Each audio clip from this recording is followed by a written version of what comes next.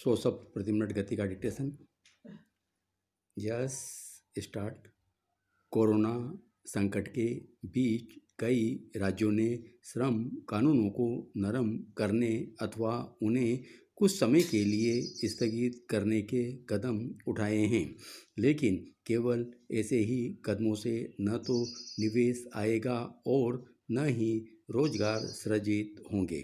निवेश के लिए बुनियादी संरचना, कानून व्यवस्था, बाजार में मांग, आयात की स्थिति पर भी विचार करना होता है। केवल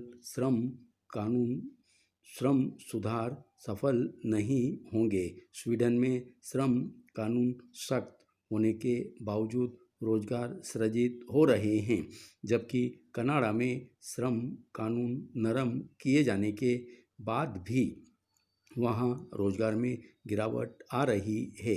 जैसे मंडी में क्रेता एवं विक्रेता के बीच सौदा होता है, उसी प्रकार श्रम बाजार में श्रमिक और उद्यमी के बीच सौदा होता है। इस सौदे के आधार पर श्रमिक के वेतन निर्धारित होते हैं। यदि मंडी में आलू की सप्लाई अधिक हो तो खरीदने वाले कम हों तो आलू के दाम गिर जाते हैं।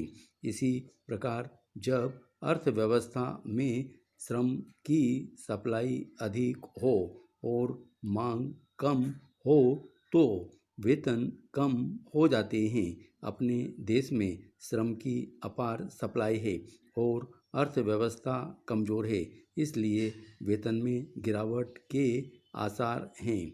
यदि सरकार कानून बनाकर इस गिरावट को रोकना चाहती है तो परिणाम अच्छे नहीं होंगे। यदि व्यापारी तय कर ले कि 50 रुपये प्रति किलो से नीचे आलू नहीं बेचेंगे तो बड़ी मात्रा में आलू बिकने से रह जाएगा।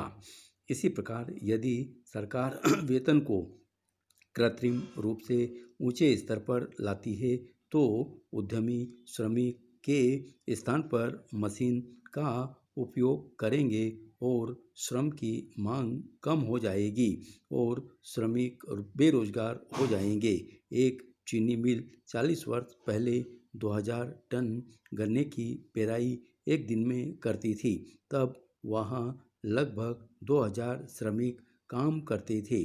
आज उसी चीनी मिल में 8000 टन गन्ने की प्रतिदिन पेराई की जा रही है, जबकि श्रमिकों की संख्या 500 के करीब रह गई है। इसका कुछ कारण तो तकनीकी सुधार है, जैसे ऑटोमेटिक मशीन। इससे चीनी की गुणवत्ता को नियंत्रित किया जा सकता है। दूसरा कारण यह है कि उद्यमी अधिक संख्या में श्रमिकों को रखने का झंझट नहीं मोल लेना चाहते। उद्योगों के महासंघ federation of Indian chamber of commerce and industry का एक अध्ययन कहता है कि श्रम कानूनों के कारण अपने देश के उद्यमी अपनी फैक्ट्रियों को विदेशों में स्थापित कर रहे हैं अथवा श्रमिकों के स्थान पर मशीन का उपयोग कर रहे हैं। कृत्रिम रूप से वेतन को ऊंचा बनाकर हमने श्रमिकों के एक कुलीन वर्ग की स्थापना कर दी है। ऊंचे वेतन एवं ट्रेड यूनियनबाजी के कारण ही जिन उद्योगों के कारण कानपुर कभी मैनचेस्टर ऑफ ईस्ट के नाम से मशहूर था, वे मृतप्राय हो गए। मुंबई में दत्ता सामंत के श्रमिक आंदोलन के कारण कपड़ा मिलें दूसरे राज्यों में स्थानांतरित हो गई। यह चिंता सही है कि यदि श्रम कानूनों का उपयोग वेतन को कृत्रिम रूप से ऊंचा बनाए रखने के लिए किया जाता रहा तो परिणाम अच्छे नहीं होंगे। लेकिन श्रम कानून के दो पहलू हैं। एक पक्ष श्रमिक की उत्पादकता का है, दूसरा पक्ष वेतन और सुरक्षा का है। यदि श्रम को मशीन का सामना करना है तो उसे अपनी उत्पादकता बढ़ानी पड़ेगी।